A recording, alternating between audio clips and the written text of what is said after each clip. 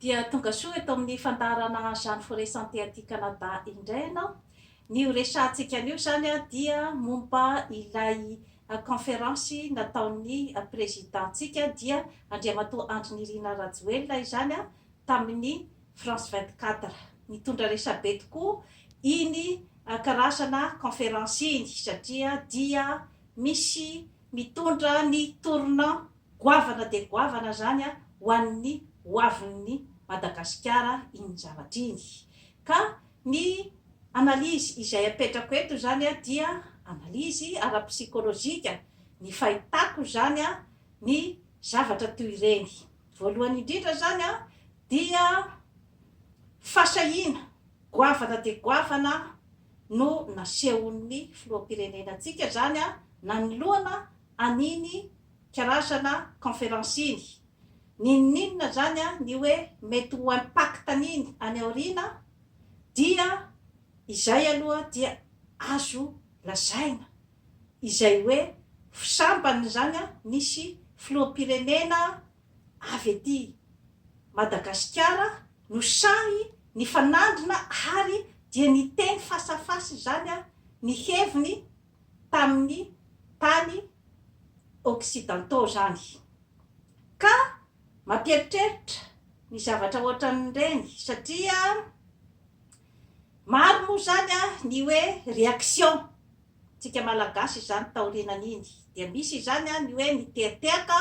bravo président fa tena nanana fahasahiana ianao ny resaka tamin'ireo tany vaventy. Dia teo an-daniny koa zany nisy nitsikera ny hoe be de be ny mety ho conséquence n'iny zavatra iny amin'ny resaka toe-karena sy ny hoavin'ny Madagasikara. Dia ao ihany koa zany ny hoe nametraka ny aiahiny sy ny tebotebony aoriana an'iny conférence iny. Ka dia zavatra normal daholy izay réaction rehetrarehetra zay amin'ny maha-olombelona. Satria tokoa moa zany dia ny frantsay no tena niara-niasa kaiky indrindra zany tamintsika hatramin'izay ary izy koa moa zany no nanjanaka atsika. Ka ilay karazana fifandraisana zany hatramin'izay dia nisy ny atao hoe fifandraisana amin'ny hoe relation amin'ny olona anankiroa izay mpanjanaka sy ny zanahana, na ny hoe ny relation-ny dominateur sy ny dominé. Zay foana zany no hoe karazana fifandraisana niarahana hatramin'izay. Dia ny hoe fametrahana foana zany an'io firenena io hoe ho firenena matanjaka, ho firenena izay hoe io zany no eritreretin'ny malagasy zany hatramin'izay fa io zany no mahavoan'ny olona rehetra ary io no mampinakanina azy. Zava-dehibe izay fijerevana manokana an'izay hoe côté ara-psikolojika izay amin'ny fifandraisan'ny tany anankiroa. Ka io indrindra matsy zany no ho adiaditsika satria rehefa mandeha ny fotoana dia ilay karazan'olona izay mahatsapa ny karazana tsindry azo lena tao aminy zany dia tsy maintsy hifoy izy ndray andro any. Izay foana no tantara nisy tamin'ny tantaran'ny zanak'olombelona hatramin'izay. Fa saingy ilay fifoazana zany no hoe samy manana ny hoe ahoana ny fomba ialany tao anatin'ny karazany ataontsika hoe diogan'ny fanandevozana izany. Inona moa no nahatonga any Amerika namohana ny esclavagisme zany na ny fanandevozana? Dia rehefa nandeha ny fotoana dia ireo olona nandevozina ireo nanomboka nanao ny révolution amin'ny fomba maro samihafa tamin'ireo izay nanandevo azy. Izany hoe teo ny karazana fanapoizinana, teo ny karazana famonoana, teo ny karazana hoe revolta zany amin'ny endriny maro samihafa dia tonga saina zany mainy mamy ny aina ho sisy ireo mpanandevo to vita etsika raha ohatra ka hotoizantsika ity karazana fanandevozany ity teo zany izy nandinika hoe aleo amin'izay zany ahafahana atsahatra ny fanandevozana dia alefa any amin'ny liberté zany ny andevo. Izay ohatra zao ny tantaran'ny fanandevozana zany taty Amerika. Maro dia maro zany ny tantaran'ny fanandevozana. Ohatra ny Egyptianina tamin'izany andro zany no nandevo ny Juifa. Dia nijaly de nijaly ireo Juifa ireo zany teo ambany jiogan'ny fanandevozan'ny Egyptianina tamin'izany andro zany satria dia karama tsy misy karama fa dia hoe omena sakafo tsy zarizary eny zany ny olona de kapohana rehefa tsy miasa tsara na hoe tady anohitra zany de kapohana. Izay zany no fomba miainana tamin'izany andro zany. Ka nisy foana zany ilay karazan'olona izay niavaka tao anatin'izay tsarababe-bahoaka nanaiky an'izay fanandevozan'izay dia nanao ny karazana révolution dia tsy iza zany fa i Moïse. I Moïse ene dia zaza notaizana tao anatin'ny fanjakana na ny mpanjaka Egyptianina, zaza notaizana izy zany. Izany hoe Juifa ny ray aman-dreniny fa naliny ny ray aman-dreniny teny amoron-drano zany lay zazakely dia nitsipony ny faraona. De ny faraona zany no nitaiza azy dia lehibe tao anatin'izay hoe identité izy zany identité an'ny Egyptianina mpanandevo zay izy kanefa dia natsiaro izy fa tsy izany ny identitény. Zava-dehibe ny fahafantarana ny karazana tantara ohatran'izany. Nafantatra izy zany ny identitény taty aoriana fa tsy Egyptianina izy fa Juifa zany hoe miainga tato amin'reto olona nandevoziny reto. Dia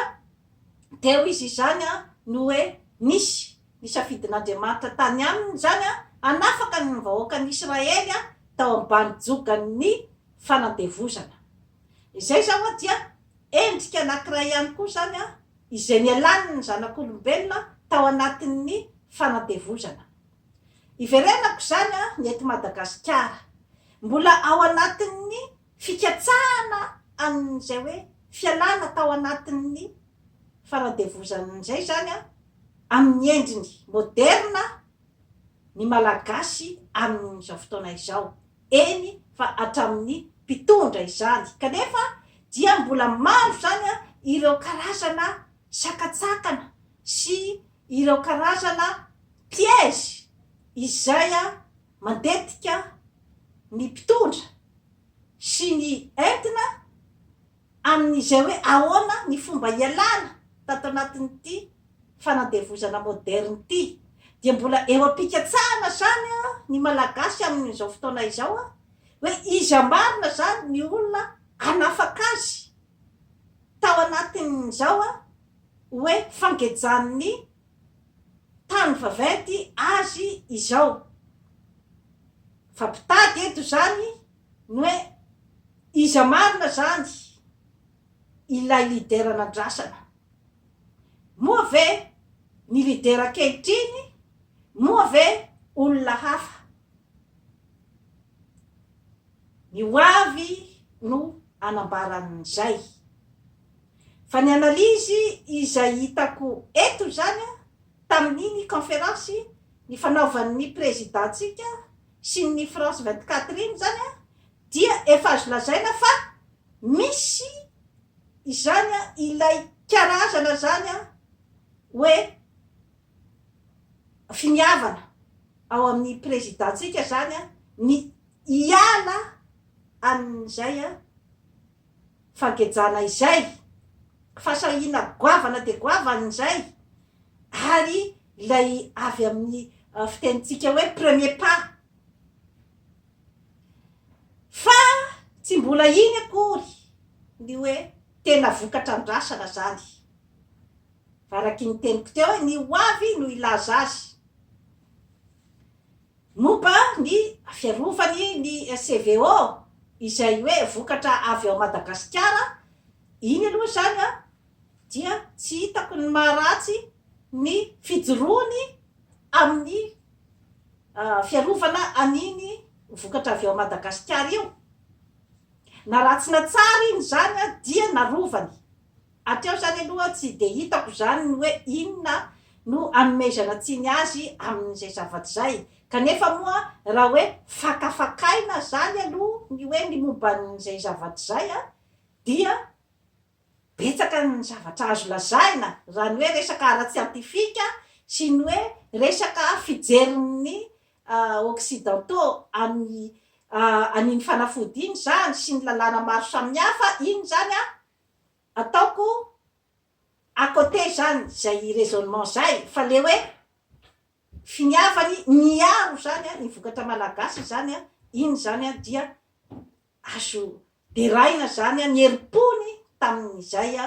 resak'izay dia nandeha zany a ny resaka Ilse Pars dia eo zany matsy a no hoe entre l'enclume et le marteau zany a ny présidentsika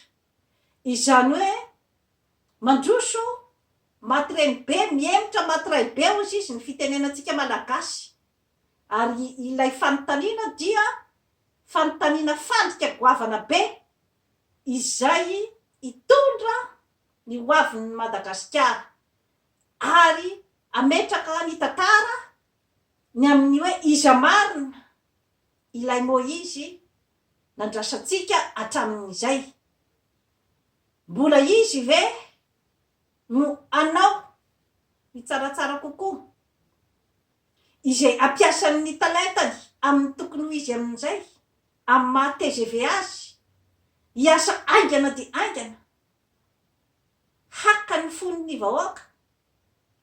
amatatra amin'izay hoe inona marina no tena andrasan'ny vahoaka amin'ny vitesy aingana de aingana sa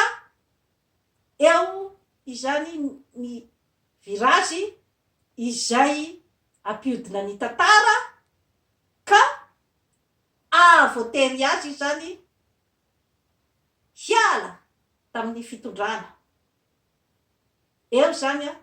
no mipetraka ny suspense rehetra zany a amin'izao fotoana izao ny fanontaniana fandrika izay napetraky ny France 24 dia ny hoe atao fitondrana miaraka ve cogestion ny fitondrana ny Ilse Pars fitondrana miaraka cogestion miaraka amin'ny frantsay sa hoe alainareo zany a ny fiandrianam-pirenena sy ny indépendance nareo zany a dia ianareo no mideside zany a ny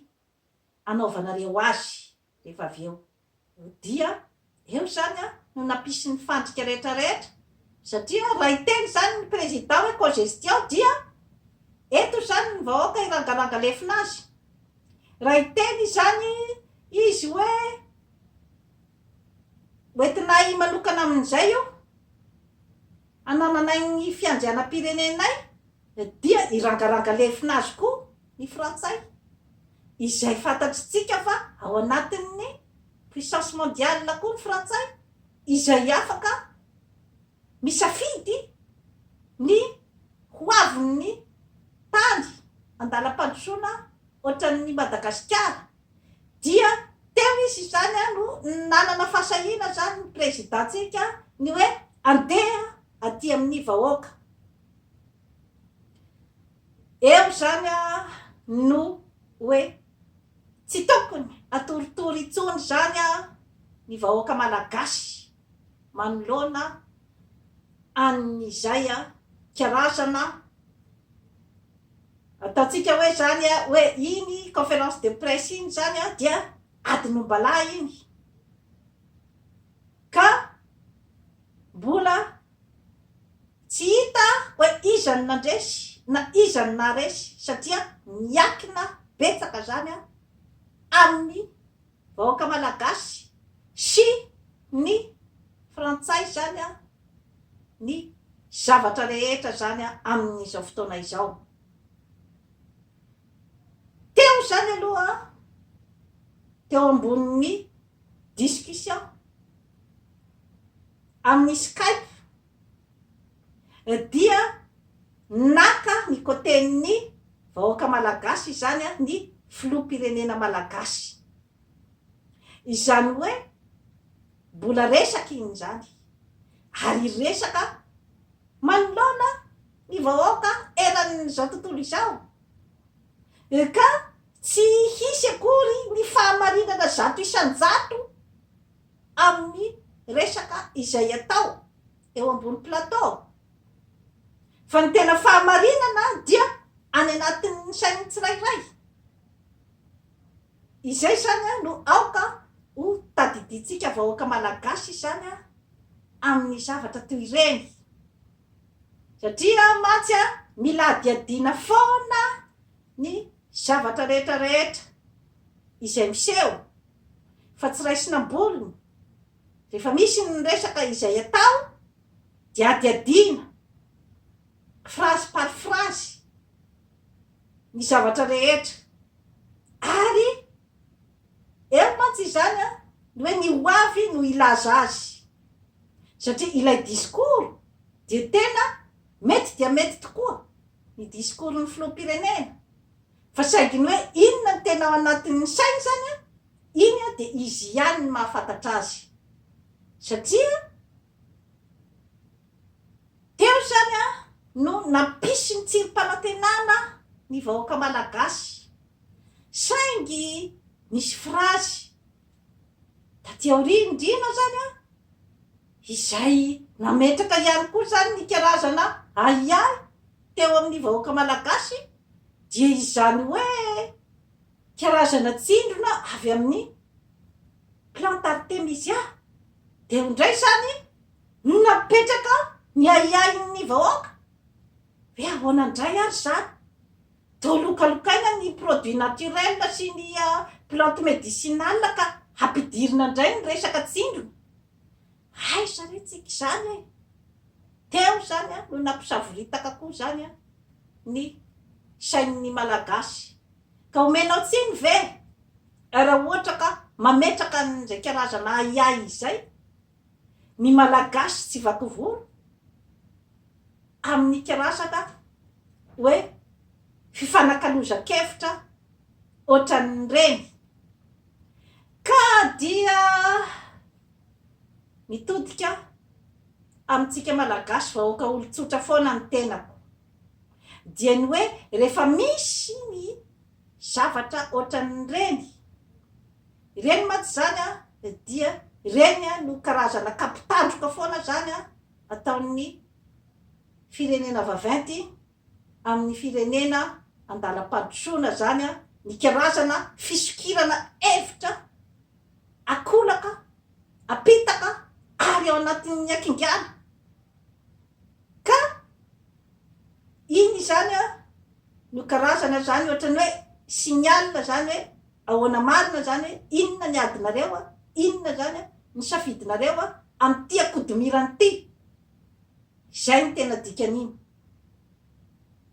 ho atsika olo-tsotra zany dia adiadio tsara ny zavatra rehetra rehetra ny amin'ny hoe inona marina moa zany no zavatra hoentiny ty fitondram-panjakana malagasy amin'izao fotoana izao amintsika olo-tsotra izay zany mila adiadininy vahoaka manontolo zay zavatra zay mila adiadina koa ny hoe raha ohatra ka misy izany ny karazana fiovan'ny fitondrana indray zany atao anatin'ity andro sarotra be. Mbola eo ny coronavirus, mbola eo ny resaka fiadina amin'ny fiainana andavanandro, mbola eo ny ady amin'ny hanoanana, mbola eo ny olona very asa sy ny sisa sy ny sisa sy ny fikorontanan-tsaina ao anatin'ity coronavirus ity. Raha ohatra ka misy ny fiovan'ny fanjakana, fitondram-panjakana amin'izao fotoana izao, zany hoe ny fanoloana ny filoham-pirenena, dia inona koa nefany no mety aterak'izay? Mila fandinihana akaiky dia akaiky zany izay zavatra rehetra izay. Kanefa hoe raha ohatra koa nefa hoe mbola foana zany hatoky ny fitondram-panjakana, ny filoham-pirenena amin'izao fotoana izao, mety hitondrantsika makaiza nefa ny karazana projet izay hoe tsy tena ao anatin'ny mangarahara zany amin'izao fotoana izao. Manana droit isika vahoaka tsotra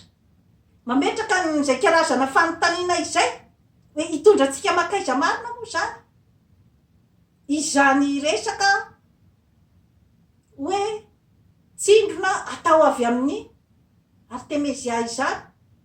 Tena zava-baovao mbola tsy nisy teto ambonin'ny tany zany zavatra zany, ary ny somary mahagagagaga mampametra-panontaniana dia ny hoe ny Amerikanina, ny manam-pahaizana Amerikanina no hitondran'izany aty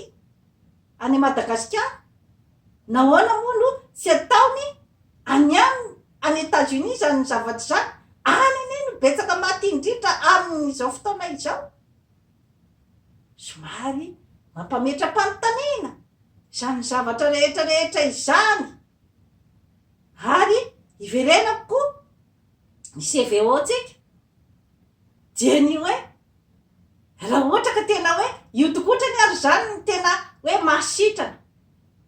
nahoana no tsy nanafatra zany ny Amerikanina mandraky ty ny androany hampisotro ny CVO any Amerika zany io zavatra io, satria mamy ny aina na izy eto ambonin'ny tany rehefa zavatra mahasura azy fa io zany no ahasitrana azy dia tsy maintsy mandray anio ny olombelona eto ambonin'ny tany. Zay koa zany dia karazam-panontaniana mipetraka ihany koa zany fa mbola averiko eto foana ny hoe tsy mandrara an'izaniza ny malagasy isotro an'io CVO io ny tenako, ary dia manana ny fierté amin'ny maha-malagasy ahy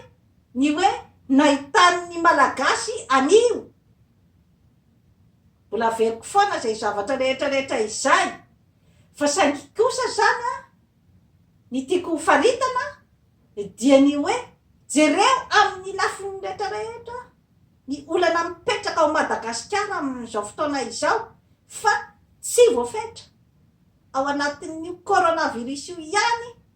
ny olana rehetra mianjady amin'ny malagasy amin'izao fotoana izao. Ka mila mifoha, mila mifandinika aingana dia aingana ny manam-pahaizana rehetra ao Madagasikara, ny olona zay manan-kevitra rehetra hoentina manoloana an'iny ambadiky niny conférence izay ny fanaovan'ny président de la république atsika sy ny France 24 iny, satria tsy tokony atoritory ny malagasy tsy vaky volo, satria misy zavatra kotrehiny any ambadiky niny conférence iny izay samy mikotrika any ambadiky any daholy na ny frantsay. Aza matoritory ny malagasy ny hoe inona zany ny hoavitsika taorinan'iny, satria mbola maro dia maro ny zavatra izay tantanin'ny frantsay ao Madagasikara. Mbola maro dia maro ny hoe zavatra iakinantsika amin'ny frantsay. Zay nefa tsy midika hoe dia andady aminy foana ianao. Fa mila dinihana zany a, dinihana kaiky zany a, izay zavatra rehetra izay a, mba ahafahantsika mandeha any amin'izany ataontsika hoe fahafahana izany. Satria tsy mora ny nahazahoan'ny olombelona rehetra teto ambonin'ny tany an'izany atao hoe fahafahana izany teo ambany vahoan'ny matanjaka. Matoa reny Corée du Nord reny zany dia tapa-kevitra hoe roay fahariva ozy izy idio ny tanitsika, tsy ho adaladalainy tony tany vaventy itony tsony. De ny diny ao izy mianakavy ny Corée du Nord miaraka amin'ny atao hoe dictature moa zany. Zay moa zany ny filazan'ny tany vaventy ny olona izay miaro ny taniny. Ry Kim Il Sung dia ny zanany koa nandova azy ry Kim Jong Un zany taty aoriana. Kanefa dia fiarovan'ny taniny no nahatonga azy nandray amin'izay fanapahan-kevitra zay. Ary any Corée du Nord tompoko dia tsy misy ny matinoana. Mianatra daholy ny vahoaka rehetra ary tsy mandoa écolage ny ankizy any am-pianarana. Dia voatsabo ara-dalàna daholy ny olonany, tsy mandoa freniny